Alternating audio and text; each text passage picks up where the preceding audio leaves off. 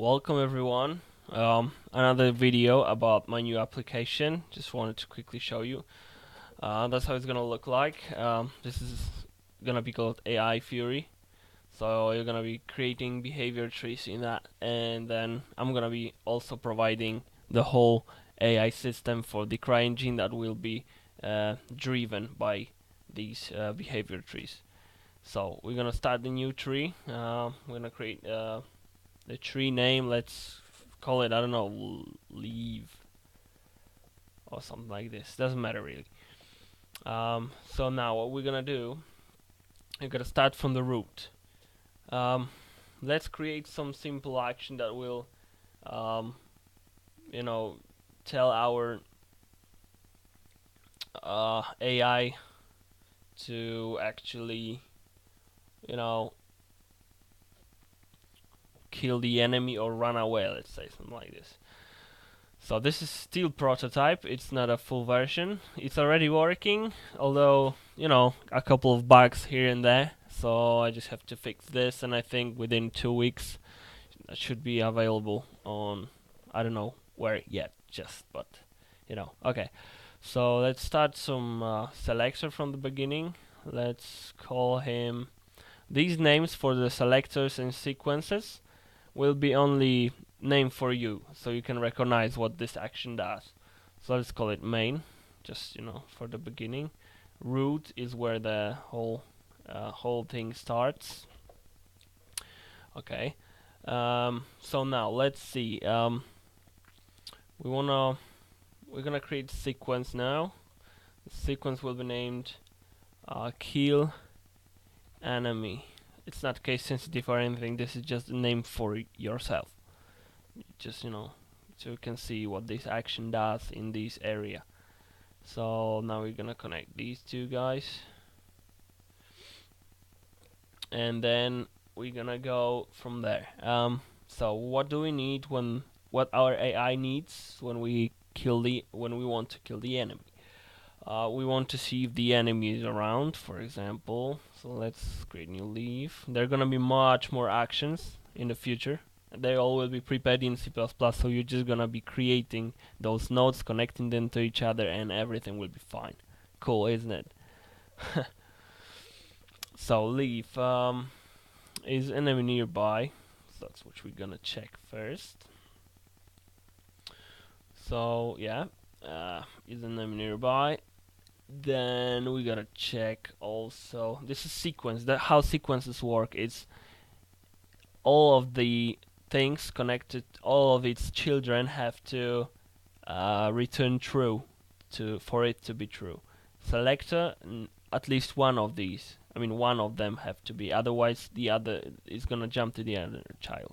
You will see later anyway. So let's create. If the enemy is around, then it's gonna go to the second child that we're gonna create just now. So if the enemy is around, we still need to figure out if I have weapon or not. So let's call it, do I have weapon? This is gonna be second child. So if this is true, if enemy is nearby, it's gonna jump to the next one, and it's gonna be also sequence. So let's do this. Do I have weapon? In order to check this, because our AI can have already weapon in hands or in inventory, and if he has a weapon in the inventory, we want him to actually draw the weapon. In order to do this, we're gonna create selector, for example. Yes, there's many ways that you can achieve this, but I think this is quite good. So let's call it find weapon. Alright, so this sequence will do.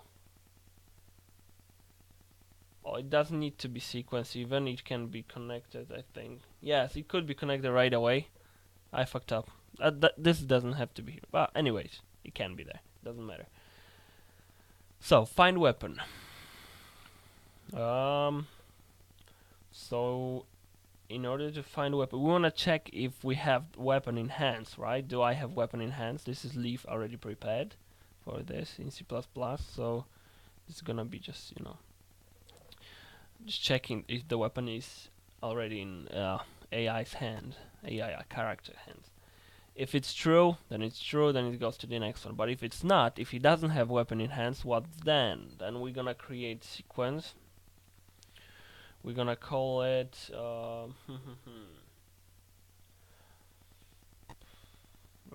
draw weapon, let's say.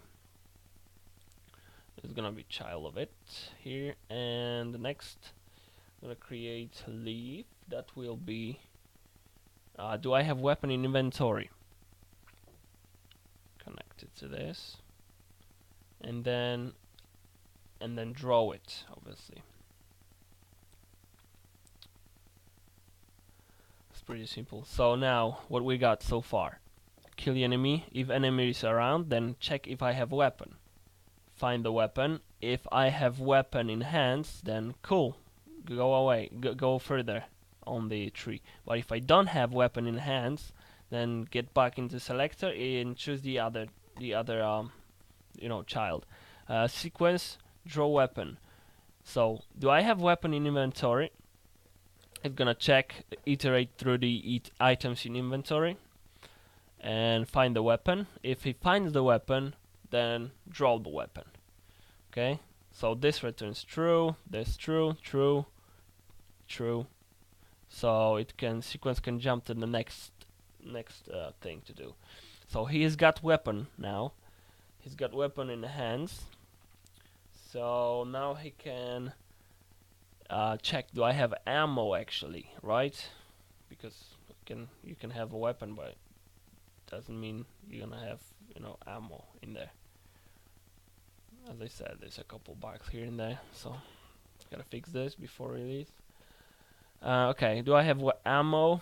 Well, you can check. Obviously, you can create this tree a little bit longer. You can check if you have ammo in inventory. You can check if you have ammo somewhere nearby. This is gonna be for later videos, and once it's released, it's gonna have all these features. So if I have weapon, then if I have ammo, then aim the enemy. Obviously, he has to point to the enemy, which is probably us. So, and then if he aims properly, then shoot the enemy. So what do we got so far here in the tree here? Kill the enemy. Is enemy around? If it's true, then check if you have weapon. If he finds the weapon in inventory and draws it, do I have ammo for this weapon? Check the ammo in the inventory, then go further. If I have ammo, aim and then shot. If, for example, you don't have ammo, then this is gonna be false. Return to sequence, return to selector, and then bam. It won't work anymore. And shot. What if some of these fail? Like, we don't have weapon, or we don't have ammo, or we can't aim for some reason, we can't shot for some reason. There can be more conditions in the future.